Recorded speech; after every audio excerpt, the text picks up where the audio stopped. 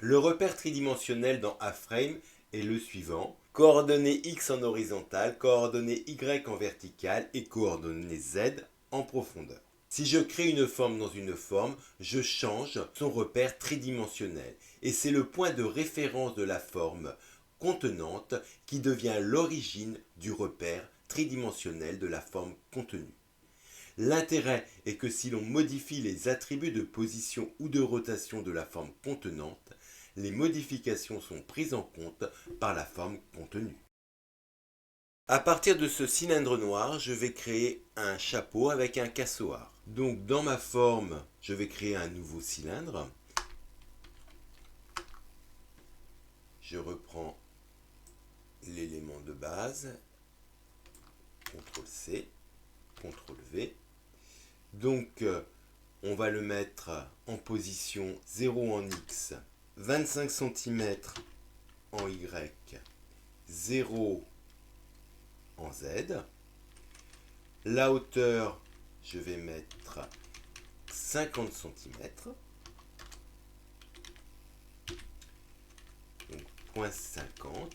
Le rayon, 80 cm, point 80. Et on n'applique aucune rotation. Je supprime le signe supérieur. Voilà le début de mon chapeau. Ce chapeau, je vais lui mettre un cassoir. Donc sur le cylindre du dessus, on met donc un plumet. Pour ça, on va utiliser le cône. Donc je sélectionne le cône. CTRL-C. CTRL-V et je vais attribuer les éléments de mon cône. Donc ce cassoir, il se situe, Z, il va se trouver devant le chapeau et il se trouve au sommet de notre chapeau. Donc notre sommet, c'est 0 en X. En Y, on va être au sommet, donc on va être un peu en dessous du sommet, donc on va être à 0,20 cm, à 20 cm, 0,20 mètres. Et en Z, on va être à 50, à 40 cm pour être vraiment au début du chapeau. Donc, point 40. Le rayon du bas, on va lui mettre 5 cm, 0,05. Le rayon top, on laissera 0 pour avoir un compte complet.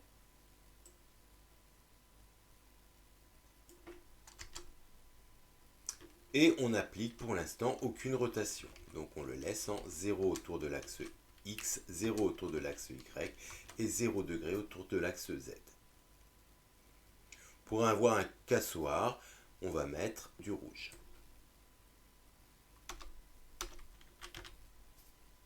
Pour aller regarder comment il se situe, s'il est bien placé, on va pouvoir tourner notre cylindre ici sur l'axe Y de 90 degrés, ce qui me permet de voir le chapeau de profil. Donc là, sur l'axe X, on va lui mettre 180 degrés pour mettre l'élément pointu vers le bas. Et on voit qu'il n'est pas tout à fait à la place qu'on souhaiterait le mettre, puisqu'on veut le mettre juste devant. Donc on va avancer notre position Z pour qu'il soit allé au niveau où on le souhaite. Donc on avance notre position Z. Donc pour voir le résultat, ce que ça donne, puisqu'a priori là il n'est pas trop mal placé, je vais me déplacer. Je vois que mon cône il est vraiment tout en bas, donc je vais remonter mon cône le long de la position Y. Par exemple, je vais le mettre à 30 cm. Je clique dans la scène, je regarde si ça me convient. Je vais lui mettre une rotation pour qu'il ait un aspect penché.